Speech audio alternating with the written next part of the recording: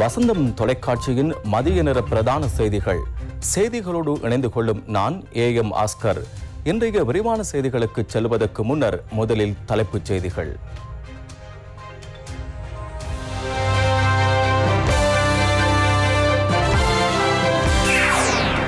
புகையிரத வேலை நிறுத்தத்தினால் பயணிகள் பெரும் சிரமத்துக்கு, அமைச்சருக்கும் தொழிற்சங்கத்துக்கும் இடையிலான பேச்சுவார்த்தை ஆரம்பம்.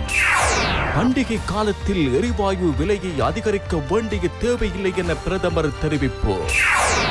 ரவியின் பிணைமுறை குழுவும் ETI எதிரி சிங்கக்களும் PCR பரிசோதனைக்கு. சாலிக்கு வெளிநாட்டு துப்பாக்கி எவ்வாறு கிடைத்தது? விரிவான விசாரணை. பிரதமர் ஹசீனாவின் அழைப்பை ஏற்று பிரதமர் மஹிந்த ராஜபக்ஷ நாளை பங்களாதேஷ் விஜயம். கொரோனா தொற்றாளர்களில் இந்தியா முன்னிலையில்.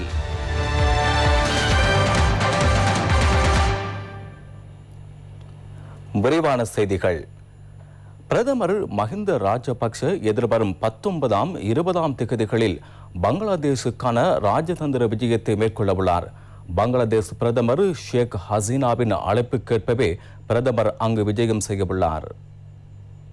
பங்களாதேஷ் குடியரசின் ஸ்தாபகராக கருதப்படுகின்ற பங்கபந்து ஷேக் முஜிபுர் ரஹ்மானின் சிராத்த தினத்தையும் பங்களாதேஷ் சுதந்திரம் அடைந்து பொன்விழா நிகழ்வையும் ஒட்டியே பிரதமரின் விஜயம் அமைந்துள்ளது. கடும் சுகாதார ஆலோசனைகள் பின்பற்றப்பட்டு பிரதமரின் பங்களாதேஷுக்கான விஜயம் அமைய உள்ளது. முஜிபுர் ரஹ்மானின் 100வது சிராத்த தினத்தை ஒட்டி பிரதமர் விசேட உரையாற்றவுள்ளார். பங்களாதேஷ் பிரதமர் ஷேக் ஹசீனா உள்ளிட்ட உயர்மட்ட அரசியல் பிரதிநிதிகளுடன் இருதரப்பு பேச்சுவார்த்தைகளிலும் பிரதமர் கலந்து கொள்ளவுள்ளார். இதன் போது இரு நாடுகளுக்கும் இடையிலான விவசாயம், தொழில்நுட்பம், கல்வி மற்றும் சுற்றுலா ஆகிய துறைகள் தொடர்பான இருதரப்பு உடன்படிக்கைகளிலும் கைச்சாத்திட பிரதமர் மஹிந்த ராஜபக்ஷ திட்டமிட்டுள்ளார்.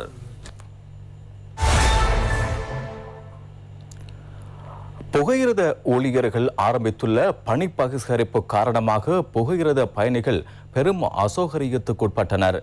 கோரிக்கைகளை வென்றெடுப்பதற்காக தம்மை சிரமத்துக்குட்படுத்துவது குறித்தும் கடும் எதிர்ப்பையும் புகையிரத பயணிகள் தெரிவித்துள்ளனர்.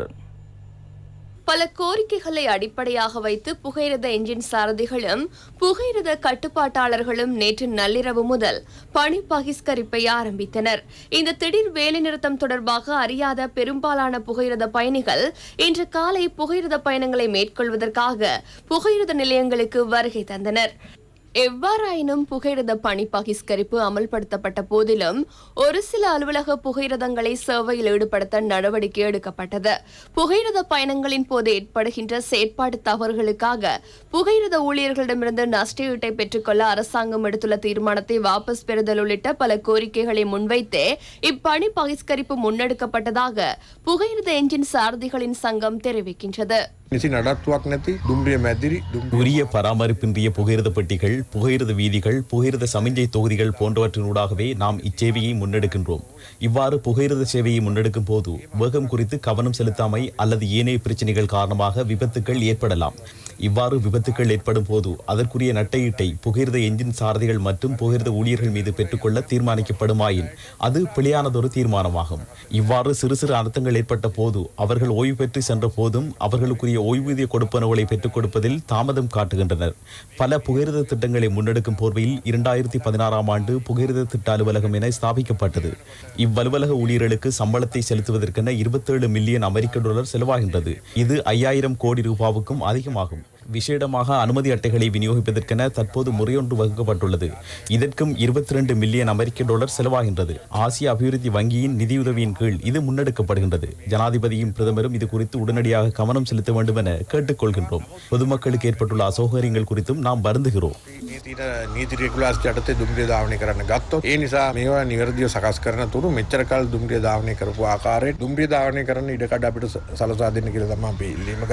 எவ்வாறாயினும் குறுகிய அரசியல் நோக்கத்துடன் இப்பணி பகிஷ்கரிப்பு முன்னெடுக்கப்பட்டுள்ளதாக சுவசக்தி சங்கம் குற்றம் சாட்டுகின்றது. அத்துடன் போக்குவரத்து அமைச்சர் காம்னி லோகுகேவிற்கும் புகையிரத தொழிற்சங்கங்களுக்கும் இடையிலான பேச்சுவார்த்தை தற்போது இடம்பெறுகின்றது.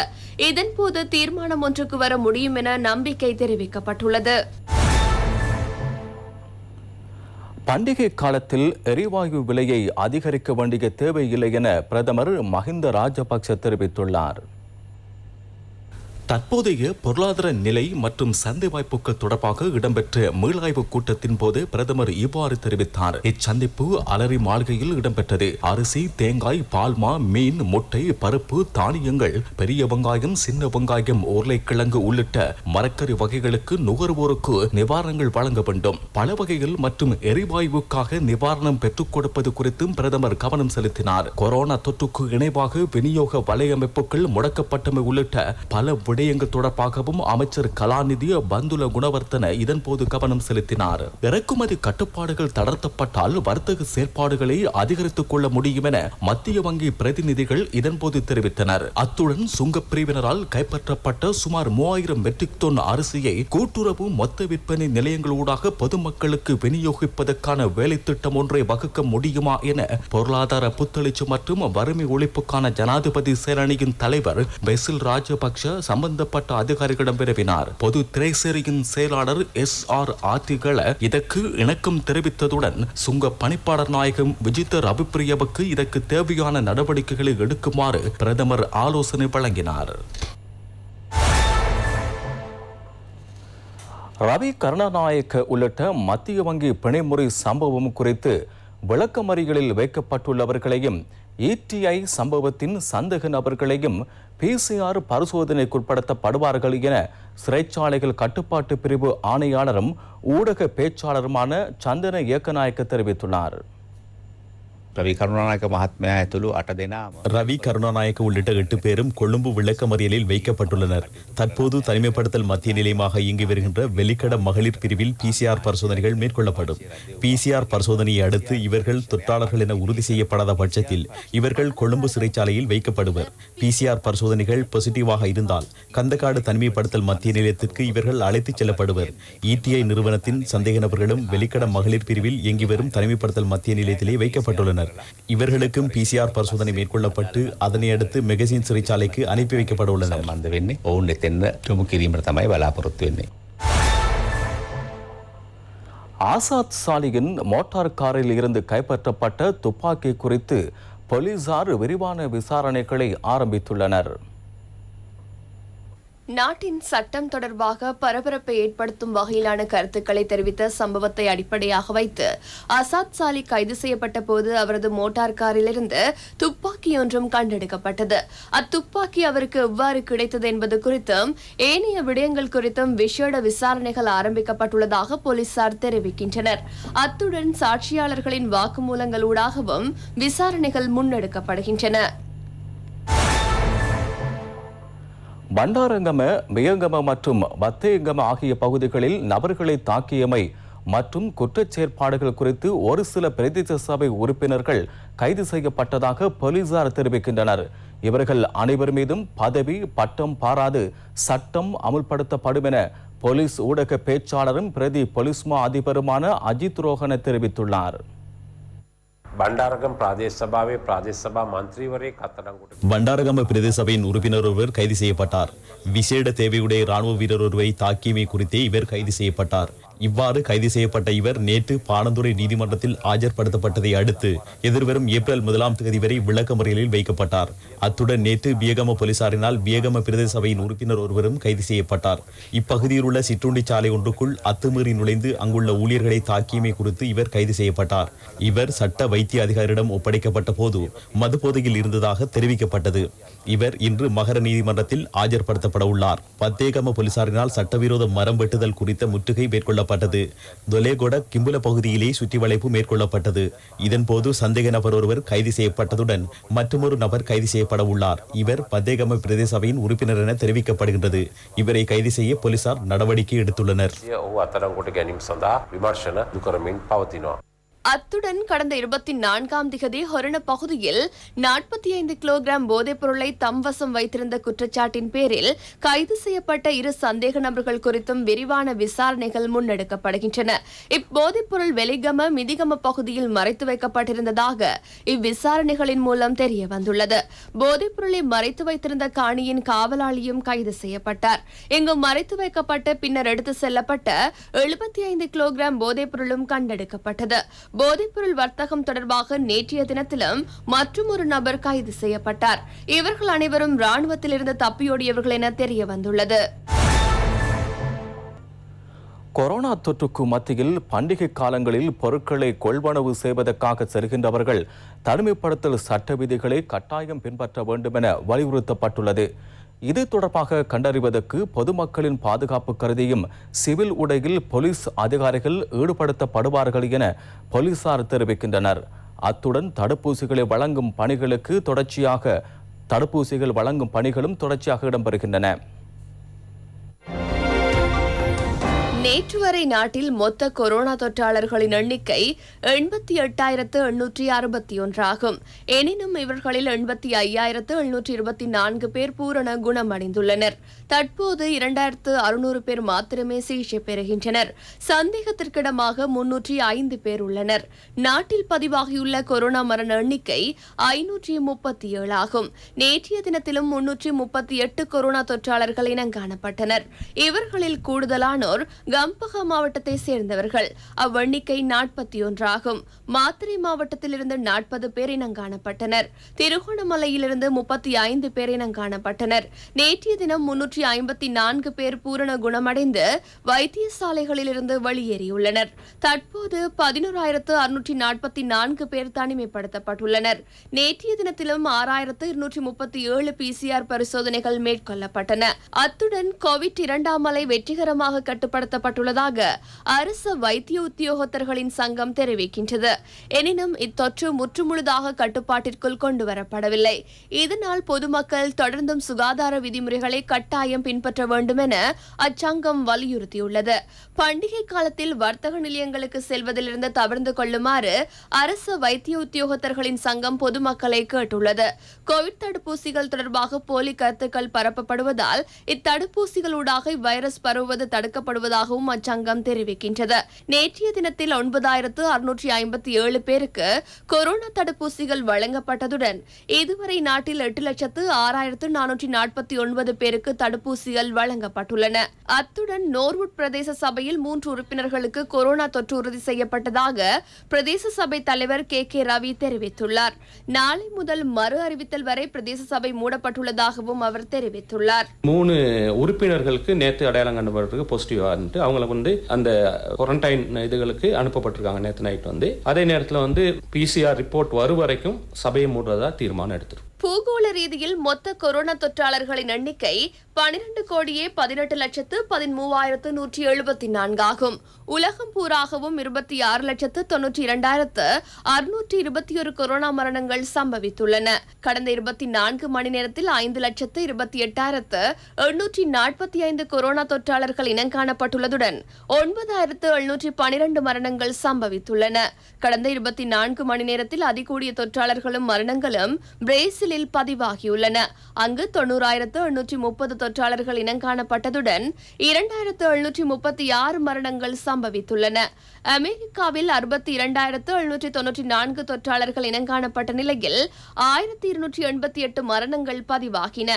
இந்தியாவில் 35,838 தொற்றாளர்கள் இனங்காணப்பட்டதுடன் 171 மரணங்கள் சம்பவித்துள்ளன. ரஷ்யாவில் 8,998 தொற்றாளர்கள் பதிவாகியதுடன் 427 மரணங்கள் சம்பவித்துள்ளன. பிரித்தானியாவில் 5,758 பேர் தொற்றாளர்களாக இனங்காணப்பட்டதுடன் 141 மரணங்கள் சம்பவித்துள்ளன.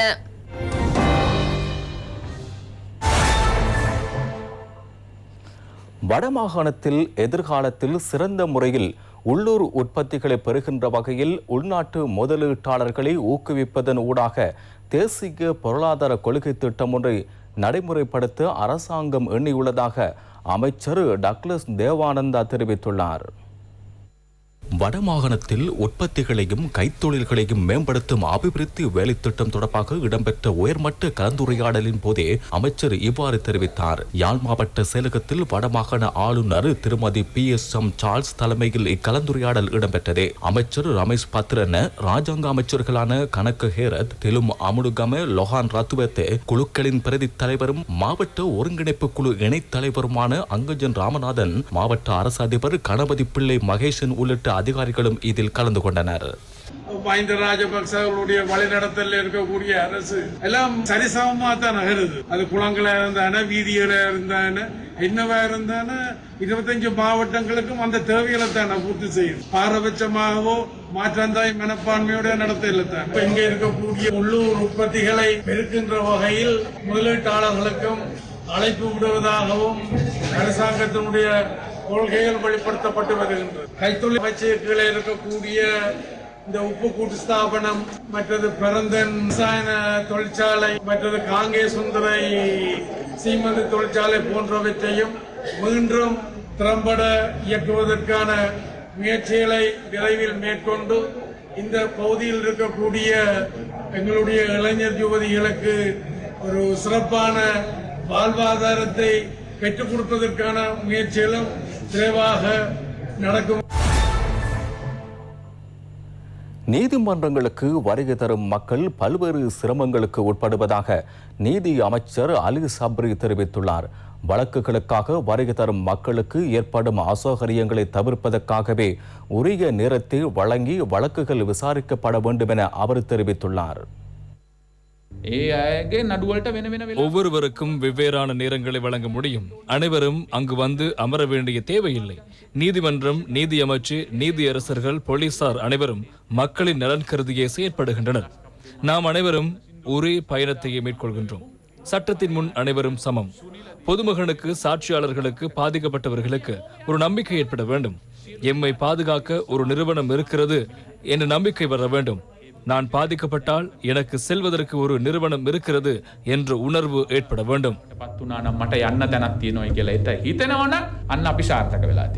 குற்றச்செயல்களால் பாதிக்கப்பட்டவர்கள் மற்றும் சாட்சியாளர்களை பாதுகாக்கும் தேசிய அதிகார சபையினால் அதன் சட்டங்கள் மற்றும் முறைகள் தொடர்பாக உயர் போலீஸ் அதிகாரிகளை அறிவுறுத்தும் வேலை திட்டம் இடம்பெற்றது.